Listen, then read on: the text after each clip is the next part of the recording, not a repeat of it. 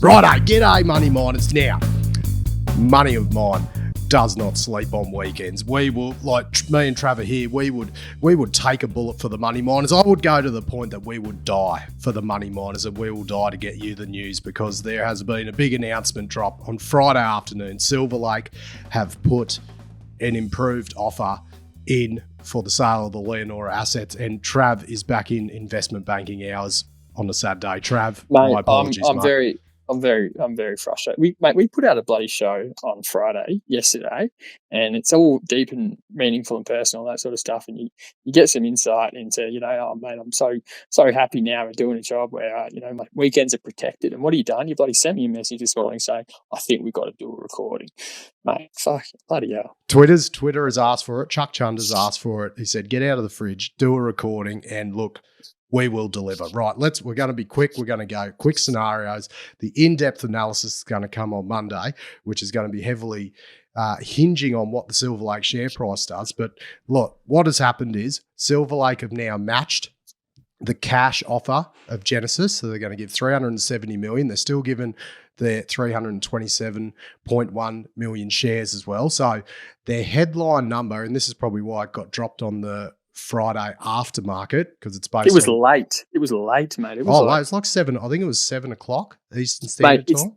It's the third last announcement to come from all ASX companies that day. Yeah, 7:11 p.m. Super late. Now, I'm sure it was possibly hinging on getting that comment about L1 Capital into the announcement, but there's also the benefit that the headline number is based on their closing share price. So based on their $7.5 share price, the headline number of their new bid is $716 million versus Genesis their Genesis's offer is $623 million based on their stock price at Friday, which is $1.23.5. Okay, so then, but things are about to change on Monday, because Silver Lake got down to $1.01.5 last week when all this was happening, then rose based on whether it was investors thinking they weren't going to put in another offer, but now they're putting more cash forward. You would anticipate that the Silver Lake price is going to go down. Right, Trav, I'll go over at the end what the deal values will be based on different share prices, but let's go over scenarios quickly, mate. St. Barbara now have to either let Silver Lake in for DD, open the door, or they say no. Thoughts? Oh, mate. Are they the only two scenarios? Well, they're the first two, probably the first two scenarios, the first leg of the scenarios. To respond, but I mean, they've probably got more, like that. I don't feel like they have to respond. Are they going to respond, straight away? Are they going to wait? And because, if they're expecting the share price movement of Silver Lake to go down, sort of in line with the patterns that we saw the market, do before, then is their rebuttal going to include some, share price movement factoring in any decline in share price movement, which makes the relative deals look more favourable. I just think, yeah. Oh, what could happen next? Yeah. It's interesting, right? Like what's happened here, Matty? There's more cash, but the conditionality piece hasn't changed. It's still subject to finance. It's still subject to DD, and you see, Silver Lake be pretty firm in their stance that they're not going to waive the DD condition. So, to the extent Barbs look at this and feel like the real risk is the conditionality piece, then that hasn't really moved too much. And hinging on finance comment, they're pretty strong wording that they're saying they've got the approved debt facility from Taurus, the $150 million US. So is that? It's credit approved, but it's still it's still subject to to like basically Taurus will have to look under the hood and tick it off. It's just a procedural thing for them, I reckon, because it's just the optics of providing a facility without DD is a bit strange, but yeah. And the Genesis deal, this doesn't mean it will go away. The deal is still there. There's still that they put that 30th of June date on it for the double contingent consideration saying that the performance rights will be converted into shares and they won't be based on production of Tower Hill. So, look, that 30th of June thing is, I guess you would say, a sweetener that Genesis put on top, but it putting feels like the pressure on St. Barbara to vote on it before then and not delay it in any way. So, look, if they let Silver Lake in, Silver Lake do their DD and it drags on beyond July, that doesn't mean Genesis walk away. That just means those performance rights won't be converted. So yeah, I mean, we're going to get a vote, right? As long as I mean, we've got the notice of meeting is out now. We've got a vote expected in a month's time. Yeah, it's a really intriguing one, and there's, I guess, a big chunk of pressure that's been put on from a time perspective, via that consideration piece, because what it does is it kind of creates a bit of almost a false timetable in some ways, and of course that timetable matches up with what we know there to be some existing like debt milestones in place, but it really almost kind of corners St. Barbara shareholders in some respects to make a decision pretty soon, and also for a board which we've speculated to be pretty fatigued, to be under even more pressure. So it'd be useful to see an outcome here if that kind of time pressure was removed and people could think a bit clearly here. And I think even we need that time to bloody think through these permutations over the weekend. We're on the weekends, mate. Now the big wording, the strong wording in this Silver Lake announcement was that L1 Capital have put that, and this was in the statement, L1 approved it to be in the statement, that if Silver Lake, St. Barbara do not let Silver Lake into the door and do not give them the opportunity to do DD and go through all that process, they will not be voting in favour of the Genesis deal. So, but there wasn't any mention of Baker Steel. So they're both the major shareholders of 9% and a bit each. So they're naming L1, but they're not naming Baker Steel anymore. So what's your read through on that, Matty? Well, but that's not a foregone conclusion that Baker Steel aren't going to also vote against Genesis. But in the case that they do vote with Genesis, they will cancel each other out, and then based on the high ETF holding of Silver Lake, then you can predict that the ETS will vote with the St. Barbara board. So, but the fact that if Baker Steel then come on board with Silver Lake as well, that'll add a lot of pressure to the vote going Genesis's way. So that's still up in the air. So the L1 have committed to Silver Lake, yet to be determined what Baker Steel are doing. Yeah. Well, you read that Baker Steel is not included there anymore.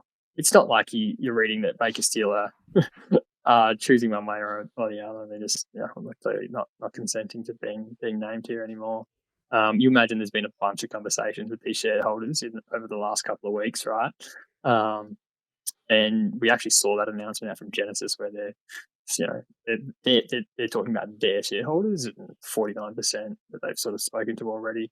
I don't name anyone in that announcement, but they're just quoting a number. A bit of an interesting one. I'm not convinced that we're the place where we start talking to right now is actually talking about how shareholders are going to vote. I think the story is still going to be what St. Barbara's board going to do, and then also, does Silver Lake have another sweetener up their sleeve? Because it's I think those are still the two lines of thinking I'm weighing up. And then because there hasn't been any further clarity on, as I said, those production, where they got the number from, the assumptions, because Silver Lake is saying, look, until we do DD, we can't disclose our strategy, that how we're going to make this Gwalia work. Although Genesis have said this is our strategy, even though it's not underpinned by a reserve at Ulysses, but they have the strategy. So this is how we're going to fill the Gwalia had access to DD, haven't they? Of course they've got a strategy. Yeah. So whereas Silver Lake is saying they're not going to disclose what their strategy is, because the question's being raised by many: how are they going to make Gwalia work? How are they going to fill the mill, assuming that Ulysses will be trucking their ore to Mount Morgan's and they won't toll treat it? They're saying, right, how are you going to fill the mill? They're not going to disclose that until they do DD. But mate, that is the point of conjecture still. It's fascinating, right? We've got a hostile, you know, hostile asset acquisition. A hostile asset acquisition for a bloody, you know, a pretty average asset. So it's just yeah, mate. These don't come around very often. Well, I suppose you look at the underground mine is a not a good asset, but the infrastructure is a good asset. The milling capacity is a good asset. So it depends what you look they're paying for and what their thoughts are. Now, well, it's not a massive mill, only 1.4. You know, that is true. Yeah. But yeah, I mean, it's not cheap to build a mill in this sort of, you know, inflationary environment, Matty. I think not even through the great GR engineering. Right, let's now quickly, because it's all gonna be in depth Monday. But I wanted to, before we see how this is going to play out. As I said, they were the pre-tax numbers. So SLR's bid is 716, which includes the 5 million break fee that St Barbara will have to pay Genesis. That's taken off the deal. And then 623 for Genesis. That's what the stock price was at close. So now, look, if you hypothesize, like now this is Genesis were trading at $1.39 pre this whole saga unveiling, $1.39. So they've gone back down to $1.23. They were lower. Now Silver Lake $7.50. The fact that they've put more cash on. The question is, what will these deal numbers look like for after share prices fluctuate? Now this is, if you at that $1.23.5, Genesis are at $6.23. If they then rise back up to the $1.39 that they were at, not saying that would happen, that puts them at 656 million. So then if you've got Silver Lake, then if they drop down to $1, that deal then becomes 692.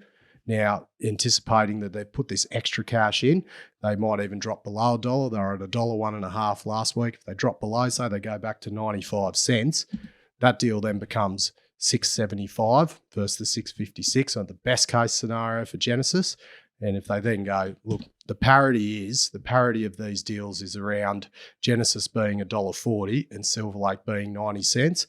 These deals are exactly the same amount as a headline number. So that's something that will be interesting to see what happens on Monday with the share price movements, how these deals start matching up against each other, because that's something that's going to be considered about once this deal goes through, what that company's share price is going to do and what value the St Barbara shareholders will get. And then taken into account, you've got, I think it's 94.8 million shares of Silver Lake that St Barbara shareholders will most likely unload after this deal to get that capital, which is about 10% of Silver Lake's market cap. So there's another risk there of against the Silver Lake share price. Trav, what's your thoughts on that, mate? Mate, I think I need to put my thinking cap on and have something intelligent to say Monday. Very good. And you got to stop. You got to leave me alone on weekends, mate. This is my rest time. Mate, you would never think that I would be the one pushing for working on weekends, mate. You should be very proud of me. So, I am proud of you, mate. Thanks, mate. That's all I wanted to hear. Righto, mate. Money Miners, we will be back Monday and we will know a lot more by then based on what these share prices do, and we'll go real in deep with plenty of scenarios. I know Trav's still got some little hypotheses that he hasn't, I don't know if I said that right, that he hasn't disclosed in this meeting, some theories of how this is going to play out, and he will let them out on Monday.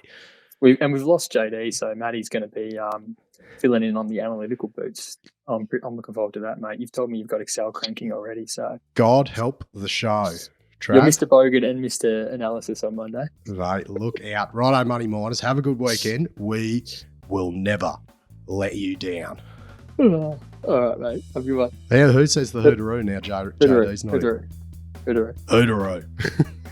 The information contained in this episode of Money of Mine is of general nature only and does not take into account the objectives, financial situation or needs of any particular person. Before making any investment decision, you should consult with your financial advisor and consider how appropriate the advice is to your objectives, financial situation, and needs.